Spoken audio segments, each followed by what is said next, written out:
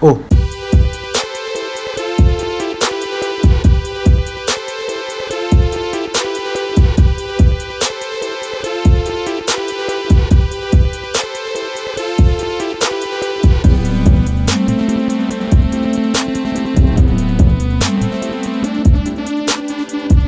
Assalamualaikum, selamat pagi semuanya, salam sejahtera tentunya.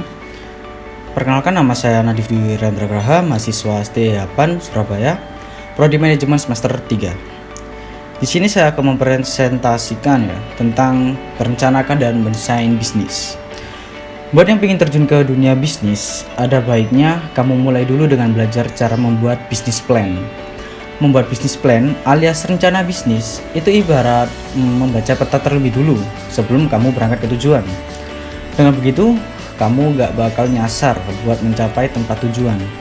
Gak cuma gak bakal nyasar, perjalanan kamu juga lebih efektif karena gak buang-buang waktu. Yang namanya bisnis pasti menyangkut soal uang. Kamu gak pengen habis modal tetapi malah gak hasilkan apa-apa kan? Ya, yang pertama adalah menyusun sebuah bisnis. Kenali dulu bidang bisnis kamu. Yang pertama harus dilakukan terlebih dahulu tentunya bisnis yang akan kamu jalankan. Kamu gak cuma tahu bakal jalankan bisnis apa, tetapi juga bagaimana detail bisnis tersebut. Beberapa di antaranya adalah mengenali kekuatan dan kelemahan bisnis maupun perusahaan kamu. Kemudian kamu juga perlu membaca peluang yang ada serta kompetitornya. Kedua, menentukan target pasar atau memahami target pasar yang sesuai dengan bisnis kamu. Nggak lupa juga kamu bisa sesuaikan rencana bisnis dengan target pasar. Dengan begitu, kamu bisa menyusun rencana dan strategi yang tepat di bisnis plan. Intinya, kalian harus menentukan target pasar antara target pasar untuk anak-anak, remaja, atau orang dewasa, atau lansia, atau semuanya bisa. Ya. Untuk ketiga ini, siapkan rencana bisnis. Di tahap ini kamu bakal diajak buat merealisasikan rencana bisnis kamu yang tertuang dalam bentuk proposal. Memang sih, membuat bisnis plan gak selalu harus dilakukan saat kamu ingin mulai usaha. Ada beberapa usaha yang mungkin gak perlu sebuah rencana bisnis. Kemudian, bila kamu punya modal sendiri, mungkin kamu juga merasa gak harus membuat rencana bisnis. Ya, secara ringkas sih, sebuah bisnis plan biasanya terdiri atas 1. Ringkasan eksekutif, 2. Latar belakang perusahaan, 3. Analisis pasar dan pemasaran, 4. Analisis produk, 5. Analisis manajemen atau SDM, 6. Analisis keuangan, 7. Rencana pengembangan usaha, 8. Resiko bisnis. Ya. Di sini saya ada 7 strategi brilian memulai bisnis. Yang pertama tentunya fokus terhadap satu produk. Awal membuka bisnis, biasanya banyak hal yang ingin dipasarkan dengan tujuan mendapatkan keuntungan lebih dengan cepat. Padahal semua butuh proses dan tidak ada yang instan. Untuk itu, saat Anda memulai bisnis, usahakan fokus terhadap satu produk saja yang ingin dipasarkan. Jika produk yang pertama laris di pasaran, Anda boleh mencoba memasarkan produk berikutnya dengan harapan mendapat hasil yang sama seperti sebelumnya. Ya, di sini fokus terhadap satu produk sangat penting ya dalam memulai bisnis. Karena kenapa?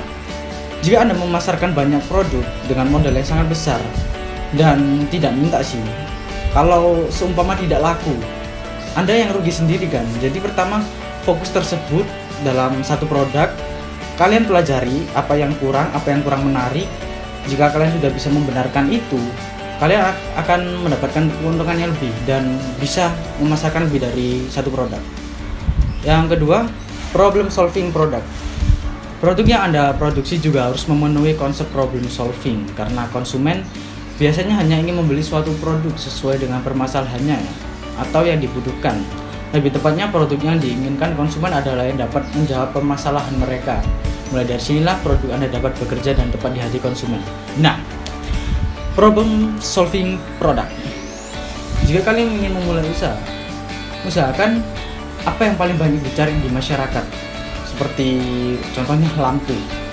Kalian memasarkan lampu yang tentunya murah, terang, dan tahan lama. Mungkin itu solusi yang dicari masyarakat ya. Cuman masyarakat Indonesia lebih banyak yang mencari kemurahan. Yang ketiga, membuat desain yang bagus. Nah, saya suka nih membuat desain. Umumnya mayoritas konsumen akan memfokuskan perhatian pada desain yang bagus, bukan hanya tampilan produknya saja, tetapi juga keistimewaan dari desain dan cara desain itu bekerja pada konsumen. Maka, untuk memulai bisnis, Anda dapat menginvestasikan tenaga, dana, dan inovasi untuk membuat desain yang bagus dan menarik konsumen. Desain yang bagus ini tidak selalu dipromosikan secara online saja, melainkan juga secara offline. Cara yang digunakan untuk promosi offline adalah menggunakan cetak brosur yang dapat memberikan banyak informasi kepada konsumen mengenai produk usaha Anda. Pastikan desain produk dan bisnis Anda tercetak sempurna dengan bahan yang berkualitas. Nah, di sini contohnya adalah cetak brosur. Jika Anda memasarkan sebuah produk dan di situ ada brosur, usahakan semenarik mungkin dan sebisa mungkin dipahami oleh konsumen atau masyarakat sekitar. 4. Hindari hal terburu-buru. Mayoritas orang yang memulai bisnis baru ingin dengan cepat produknya dipasarkan agar mendapatkan laba dengan instan. Sebaiknya jangan terburu-buru mengambil langkah untuk memasarkan produk agar Anda dapat mencoba terlebih dahulu produk sebelum memasarkannya. Nah, pada saat seperti ini, banyaklah mencoba atau kalanya trial and error atau coba gagal, coba dan gagal berkali-kali agar mendapatkan hasil yang tepat untuk produk dan sesuai keinginan konsumen. Banyak yang terjadi di masa-masa milenial ini untuk anak muda yang membuka bisnis awal. Kebanyakan mereka terburu-buru karena terpancing uang. Yang 5, menguasai konsep bisnis Anda.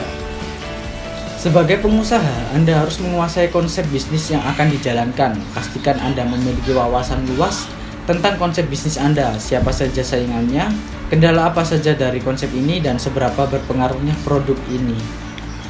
Menguasai konsumen bisnis sangatlah diperlukan ketika Anda memberikan penjelasan kepada investor atau klien yang ingin bekerja sama.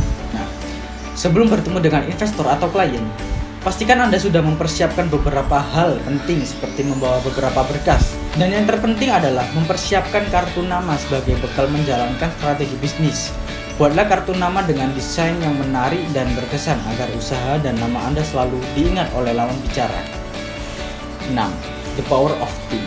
Nah, saya suka nih the power of team. Sudah tentu Anda tidak akan dapat bekerja sendirian. Yang diperlukan adalah sebuah tim kerja. Carilah orang yang dapat bekerja sama dengan baik agar dapat berkontribusi untuk kemajuan bisnis Anda.